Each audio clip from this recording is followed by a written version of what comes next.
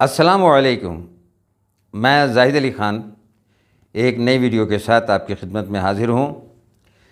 ربیع الاول کا مقدس مہینہ چل رہا ہے اور جو ہے ہم نبی پاک صلی اللہ علیہ وآلہ وسلم کی سیرت پاک کے حوالے سے مختلف پلیٹ فارم سے جان رہے ہیں، سن رہے ہیں، دیکھ رہے ہیں۔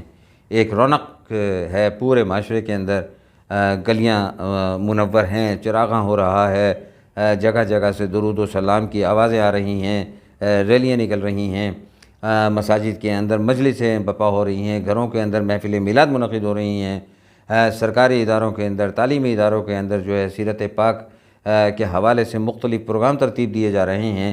ایک بڑی پر رونق قسم کے جو ہے نا وہ ماحول ہمارے معاشرے میں اس وقت دیکھنے میں مل رہا ہے، اور یہ سب برکت جو ہے وہ ہمارے پیارے نبی آخر خاتم النبیین صلی اللہ علیہ وآلہ وسلم کی ذات والا صفات کی برکتوں کا نتیجہ ہے۔ یعنی سب سے بڑی برکت تو یہ ہے کہ ہم الحمدللہ محمد مصطفیٰ صلی اللہ علیہ وآلہ وسلم کے امتیوں میں شامل ہیں۔ یہ اعزاز جو ہے بس اللہ نے ہمیں دے دیا، اور ہم اس اعزاز کو اپنے اعمال کے ذریعے جو ہے گنواتے چلے جا رہے ہیں۔ نبی پاک صلی اللہ علیہ وآلہ وسلم کی سیرت کو جانے بغیر آپ ایک قدم نہیں چل سکتے۔ اللہ کی بارگاہ کی طرف جانے والا ہر راستہ نبی پاک صلی اللہ علیہ وآلہ وسلم سے ہو کر گزرتا ہے، اور ہمارے ہاں یعنی ہر چیز میں ہم دعا مانگتے ہیں، عمل نہیں کرتے، اور اللہ تعالیٰ جو ہے عمل کرنے والوں کے ساتھ ہوتا ہے۔ لیس للانسان الا ما سعی، اور انسان کو اتنا ہی کچھ ملتا ہے جتنے کی وہ کوشش کرتا ہے۔ ہم نے اللہ کی بات نہیں ماننی، ہم نے نبی کی بات نہیں ماننی، لیکن ان کے نام پر ہم نے قوم کے جذبات سے کھیلنا ہے۔ دین اسلام نعروں کے لیے نہیں تھا، دین اسلام عمل کے لیے تھا۔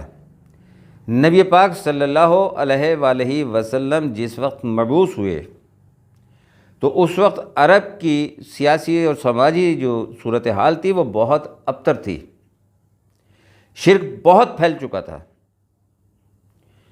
نبی کریم صلی اللہ علیہ وآلہ وسلم نے اپنے 23 سالہ دور نبوت میں ایک قوم تیار کی تھی، صحابہ کرام کا ایک گروہ تیار کیا تھا، ان کی اخلاقی تربیت کی گئی، ان کی علمی تربیت کی گئی، ان کی معاشرتی تربیت کی گئی، ان کی فوجی تربیت کی گئی، ان کے قلوب کو بدلا گیا، ان کی سوچ کو بدلا گیا۔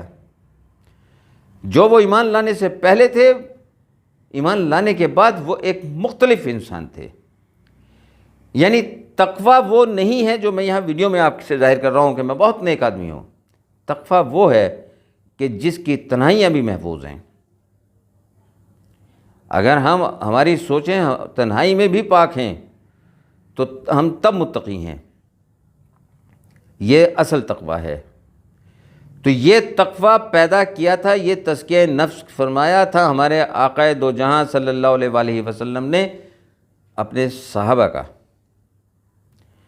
یعنی آپ نے وہ روایت سنی ہوگی کہ جب حضرت عمر رضی اللہ تعالیٰ عنہ اپنے دور حکومت میں یہ جاننے کے لیے کہ نبی صلی اللہ علیہ وآلہ وسلم نے کیسا معاشرہ تشکیل دیا تھا، ایک بہت دور دراز کے علاقے میں سفر کر کے پہنچے، اور ایک خاتون سے انہوں نے کہا، جو بھیڑ بکریاں چلانے والی خاتون سے، کہ مجھے ایک بکری ذبح کر کے مجھے کھانا کھلا دیجیے۔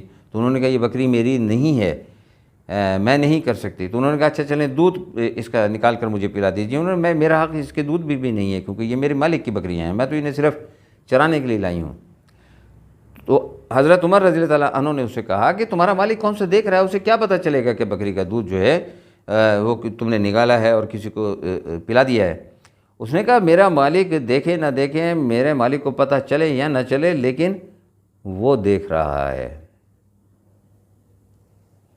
یہ قوم تیار کی تھی نبی پاک صلی اللہ علیہ وآلہ وسلم نے۔ آج ہم یہ دعویٰ کر سکتے ہیں کہ ہماری تنہائیاں پاک ہیں، ہمارا من پاک ہے، ہماری نیت پاک ہے، ہم صحیح سمت میں سوچتے ہیں، ہم حق اور سچ کا ساتھ دیتے ہیں، ہم جھوٹ نہیں بولتے، ہم لوگوں کے دکھ درد میں شریک ہوتے ہیں، کیا ہم یہ دعویٰ کر سکتے ہیں؟ تو کم از کم میری ذات کی حد تک تو اس کا جواب نفی میں ہے۔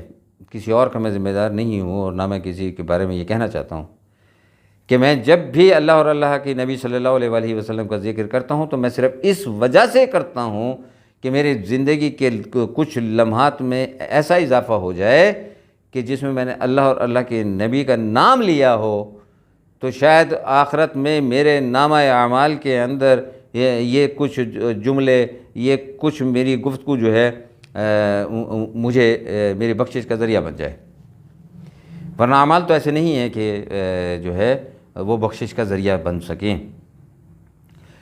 تو ربیع الاول جو ہے وہ ہمیں نبی پاک صلی اللہ علیہ وسلم کی سیرت سیکھنے میں گزارنا چاہیے، بلکہ وہ ہمیں تو ساری زندگی ان کی سیرت سیکھنے میں گزارنا چاہیے۔ اور سیرت کیا ہے کہ سوچ صاف رکھنی ہے، نیت صاف رکھنی ہے، دل صاف رکھنا ہے، تنہائی پاک رکھنی ہے، اللہ اور اللہ کے نبی صلی اللہ علیہ وآلہ وسلم کی بتائی ہوئی تعلیمات پر عمل کرنا ہے، جھوٹ نہیں بولنا، منافقت نہیں کرنی۔ جھوٹ آپ جانتے ہیں کہ اللہ تعالیٰ نے قرآن مجید میں بہت ساری برائیاں بیان کی ہیں، لیکن ایک برائی پر لعنت بھیجی ہے، اور وہ ہے جھوٹ۔ تو جان لیجئے کہ جس پر اللہ لعنت بھیج رہا ہے، جس عمل پر، اس سے ہمیں قیامت والے دن نجات نہیں ملنی۔ تو اسی لیے جھوٹ کو ام الخبائث کہا جاتا ہے۔ آپ خود بھی جھوٹ سے بچیے، اپنے بچوں کو بھی سچ بولنا سکھائیے، اور جھوٹے لوگوں کی پیروی بھی چھوڑ دیجیے۔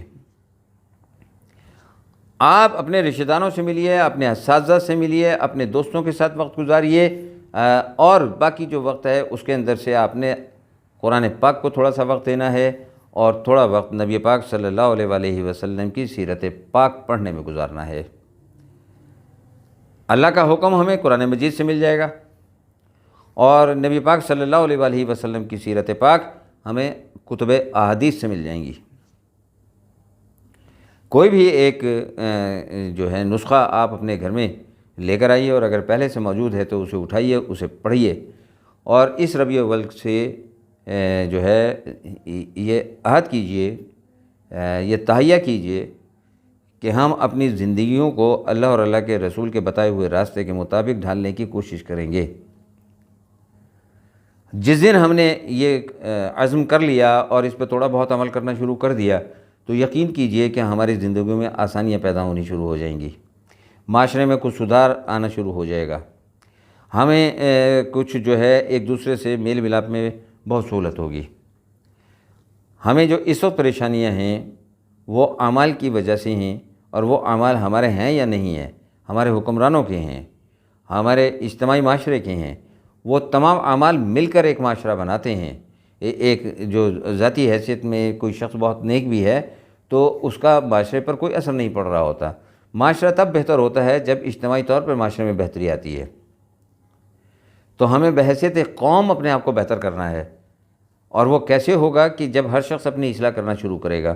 اور اصلاح کیسے ہوگی کہ جب آپ قرآن مجید پڑھ کر اسے سمجھنے کی کوشش کریں گے، اس پر عمل کرنے کی کوشش کریں گے کہ ہم نے جھوٹ نہیں بولنا، ہم نے کم نہیں تولنا، ہم نے دھوکہ نہیں دینا، ہماری نیت صاف ہونی چاہیے، ہماری فکر صاف ہونی چاہیے، ہمیں لوگوں کا احساس کرنا ہے، ان کے دکھ درد میں شریک ہونا ہے، ہمیں جو ہے صلہ رحمی کرنا ہے، قطع رحمی نہیں کرنا۔ یہ وہ چھوٹے چھوٹے سے اخلاقی اصول ہیں جو دین نے ہمیں سکھائے ہیں، تو یہ زندگیوں کو آسان بناتے ہیں۔ جھوٹ بولنا، رشوت لینا، دھوکہ دینا، منافقت کرنا، یہ وقتی لحاظ سے تو آپ کو خوش کر دیتے ہیں کہ رشوت لی کچھ پیسہ آ گیا، منافقت کی کچھ وقت ٹل گیا، جھوٹ بولا تو اس محفل کے اندر جو ہے آپ کا قد کاٹ تھوڑی دیر کے لیے بڑھ گیا، لیکن آخرت میں جو اس کی سزا ملنی ہے وہ ہمیشہ کے لیے ہوگی، کیونکہ آخرت کی زندگی ابدی زندگی ہے۔ ہم اس زندگی کو ابدی سمجھ بیٹھے ہیں، نہیں، ہماری اصل زندگی مرنے کے بعد شروع ہوگی، اور پھر وہ زندگی کبھی ختم نہیں ہوگی۔ تو ابھی ہمارے پاس عمر کی مہلت ہے کہ ہم اپنی اصلاح کر لیں۔ ابھی ہمارے پاس مہلت ہے کہ ہم قرآن مجید کو پڑھ کر اسے سمجھ لیں، ابھی ہمارے پاس مہلت ہے کہ ہم نبی پاک صلی اللہ علیہ وآلہ وسلم کی سیرت کو جان لیں اور اس پر چلنے کی کوشش کریں۔ اگر ہم نے ایسا کر لیا تو تب تو ہماری آخرت کسی حد تک محفوظ ہے۔ اگر ہم نے ایسا نہیں کیا تو یقین جانیے کہ مجھے اپنی آخرت کا بہت خوف ہے۔ آئیے اس ربیع الاول میں میں اور آپ سب کوشش کرتے ہیں کہ اپنا جائزہ لیں، خود احتسابی کریں اور کوشش کریں کہ ہم اللہ اور اللہ کے رسول صلی اللہ علیہ وآلہ وسلم کے بتائے ہوئے راستے پر عمل کریں۔